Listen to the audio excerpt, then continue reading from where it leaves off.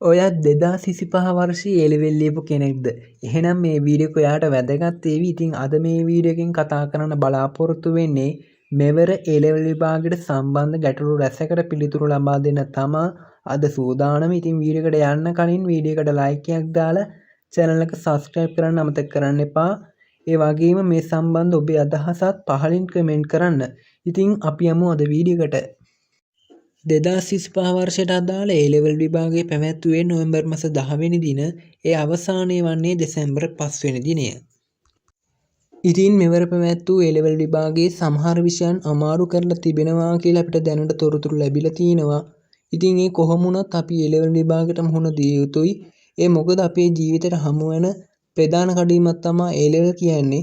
ඉතින් අපි යමු දැන් පළවෙනි ගැටලුවට. ඉතින් ගොඩක් ළමයි දන්නේ නැහැ A-level විභාගය සඳහා ලබා දෙන පාස් මාක්ස්. ඉතින් අපි ඒ ගැන දැන් කතා කරන්න බලාපොරොත්තු වෙනවා. ඉතින් ඒ සාමර්ථ්‍ය ලබා දෙන්නේ 75 100ත් අතර, සමහර අවුරුදු වල 71ත් 72ත් 73ත් ලබා දීලා තියෙන අවස්ථාවක් තියෙනවා. ඉතින් එහෙම ලකුණු වෙනස් වන්නේ මෙන්න මේ හේතු මත. ඔයා විභාගෙ ලියන අවුරුද්ද අනුව වෙනස් වෙනවා, රටේ තියෙන ප්‍රශ්න අනුව වෙනස් වෙනවා, පේපර් එක අනුව වෙනස් වෙනවා.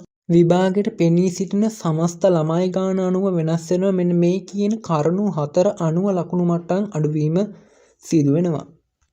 ඉතින් ඊළඟ ගත්තොත් B සාමර්ථ්‍යය ලබා දෙන්නේ 65ත් 74ත් අතර, ඒ වගේම C සාමර්ථ්‍යය ලබා දෙන්නේ 50ත් 64ත් අගය තුල, ඊළඟ S සාමර්ථ්‍යය 35ත් 49ක් කියන ලකුණු පරාසය තුල S සාමර්ථ්‍යය ලබා දෙනවා.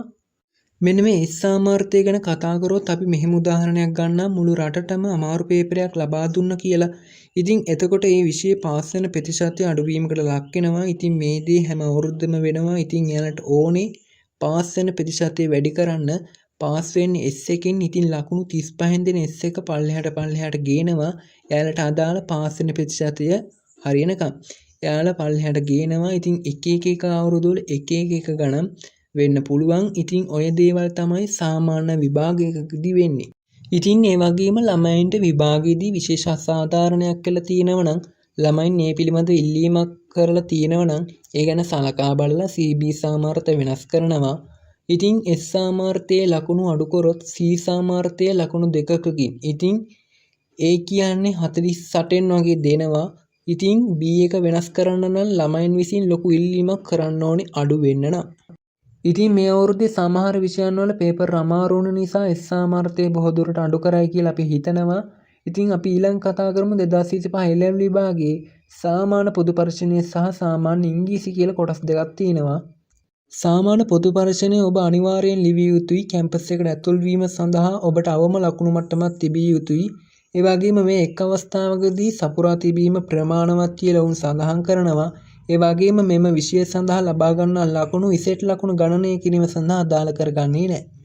ඊළඟ සාමාන්‍ය ඉංග්‍රීසි පේපරේ ගත්තොත් මේ උසස් පෙළ විභාගයේ ප්‍රධාන විෂයක් නොවේ. ඒ වගේම සාමාන්‍ය ඉංග්‍රීසි සඳහා ලබා ගන්නා ලකුණු හෝ සාමර්ථ්‍ය විශ්වවිද්‍යාල ප්‍රවේශය සඳහා උපයෝගී කරගනු ලබන්නේ නැහැ.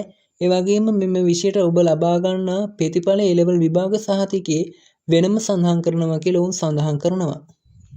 ඉතින් සාමාන්‍ය ඉංග්‍රීසි විශ්වවිද්‍යාල ප්‍රවේශයට උපයෝගී කරගන්නේ නැහැ කිව්වට කැම්පස් එකේ සමහර කෝසස් වලට ඇතුළු වෙන්න මේ විෂය සඳහා ලබාගත් ලකුණු ඉල්ලනවා. ඉතින් විශේෂයෙන් කිව්වොත් සාමාන්‍ය පොදු පරීක්ෂණය සහ සාමාන්‍ය ඉංග්‍රීසි කියන විෂයන් දෙක සඳහා අනිවාර්යෙන් මුහුණ දෙන්න.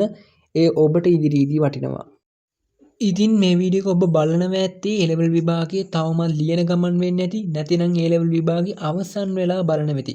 කොහොම වුණත් මෙවර A-level විභාගයේ ලියපු ඔයාලා හැමෝටම විශිෂ්ට ප්‍රතිඵලයක් ලැබෙන්න කියලා මම ප්‍රාර්ථනා කරනවා. ඉතින් මම හිතනවා අදගෙන ආපු වීඩියෝ එකෙන් ඔයා ලොකු දැනුමක් ලබා ගන්න ඇති කියලා.